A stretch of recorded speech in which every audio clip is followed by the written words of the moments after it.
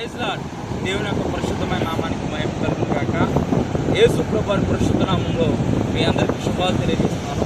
పరిశుద్ధ గ్రంథమైన బైబిల్లో నుంచి ఆదికాండము 22వ అధ్యాయము 17వ వచనం. నేను నిన్ను ఆశీర్వదించి ఆకాశ నక్షత్రం వలెను సముద్ర తీరమందలి ఇసుక వలెను నీ సంతానం నిశ్చయముగా విస్తరింపజేసేదను. నీ సంతతి వారు తమ శత్రువును గనిని స్వాధీనపరుచుకుందరు. దేవుని యొక్క పరిశుద్ధమైన నామానికి మహిమ కలుగును గాక.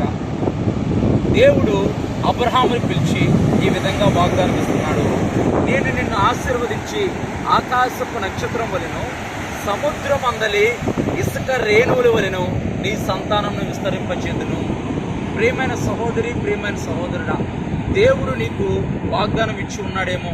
నిన్ను నిశ్చయంగా ఆశీర్వదిస్తానని, నిన్ను నిశ్చయంగా విస్తరింపజేస్తానని, నీ గర్భఫలాన్ని ఆశీర్వదిస్తానని. కానీ ప్రస్తుతం ముందు నీ పరిస్థితి అర్థం కాని స్థితిలో నీ జీవితం ఉందేమో. కానీ నీకు తోడుగా దేవుడు ఉన్నాడు. దేవుని ఇచ్చిన మాట ఉంది. దేవుని యొక్క వాగ్దానము నీకు తోడుగా ఉంది. ఆ వాగ్దానం నమ్ము. అబ్రహాము దేవుని నమ్మెను, అది అతనికి నీతిగా ఎంచబడిను. దేవుణ్ణి నమ్మటం వల్లే మనము నీతిమంతులు అవుతాము. దేవుణ్ణి నమ్మటం వల్లే మనం నీతిమంతులు అవుతాము. దేవుని యందు విశ్వాసం ఉంచడం వల్లే మనము పరిశుద్ధపరచబడతాము. ఆయన పరిశుద్ధ రక్తంలో నీవు కడగబడితే, ఆయన రక్తం యొక్కకు నీవు వస్తే, నీ పైన ఏలుబడి చేస్తున్న ప్రతి విధమైన శాపం నుంచి నీకు నిశ్చయంగా విడుదల కలుగుతుంది. దేవునికి మహిమ కలుగును గాక. ఇక్కడ దేవుని వాగ్దానము అబ్రహాముతో అంటుంది, నేను నిన్ను నిశ్చయంగా ఆశీర్వదించి ఆకాశ నక్షత్రం వలెను సముద్ర తీరమందలి ఇసుక వలెను నీ సంతానమును నేను అభివృద్ధి పరిచెదను, నీ సంతానమును విస్తరింపచేదును. మనం చూసుకుంటేనా వెనకాల సముద్రం కనపడుతుంది.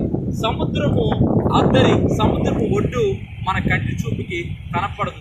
అలాగే సముద్రంలో ఉన్న ఇసుకను మనం కనుక చూస్తే కనుక ఎన్నో కిలోమీటర్లు మేర ఆ యొక్క ఇసుక విస్తరించబడింది. దేవుడు అంటున్నాడు, నీ సంతానాన్ని ఆకాశపు నక్షత్రాల వలెను సముద్ర తీరమందలి ఇసుక వలెను విస్తరింపజేస్తానంటున్నాడు. ప్రస్తుతం ముందు నీకు గర్భఫలం లేక అనేక అవమానాలతో నీవు కుంగిపోయి ఉన్నావేమో. దేవుడు ఈ ఉదయకాల సమయంలో నీకు వాగ్దానం ఇస్తున్నాడు.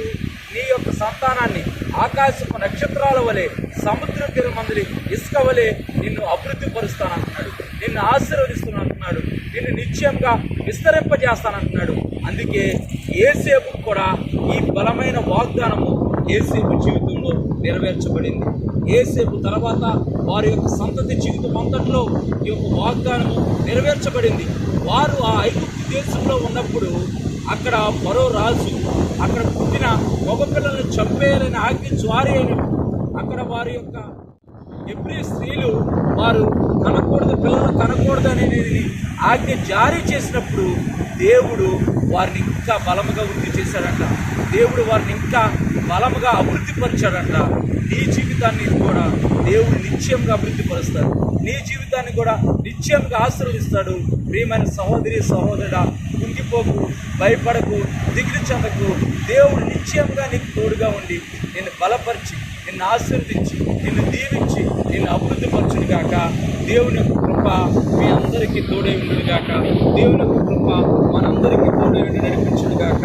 ఆమేన్. ప్రార్థన. ప్రియమైన పరలోకపు తండ్రి, నీ పరిశుద్ధమైన నామానికి మహిమ, ఘనత, ప్రభావం కలుగును గాక. తండ్రి, నీ వాగ్దానం ఇస్తున్నావు నాయన.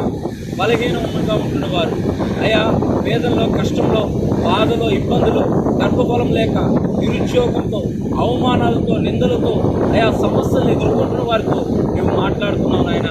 నిశ్చయంగా వారిని మీరు ఆశీర్వదిస్తానంటున్నారు, నిశ్చయంగా వారిని అభివృద్ధి పరుస్తానంటారు, నిశ్చయంగా వారి జీవితాల్ని మీరు ఉన్నతమైన స్థితిలో ఉంచుతారని వాగ్దానం ఇస్తున్న తండ్రి, వారి జీవితాల్లో నీ కార్యాలు జరిగించి, వారిని అభివృద్ధిపరిచి, ఆస్వాదించి, స్వస్థపరిచి, నీ కృపలో వర్ధిల్లింప చేయమని లోకరక్షకుడైన యేసు వారి పరిశుద్ధ నామమున ప్రార్థించి సమస్తం పొందుకుని ఉన్నాము తండ్రి.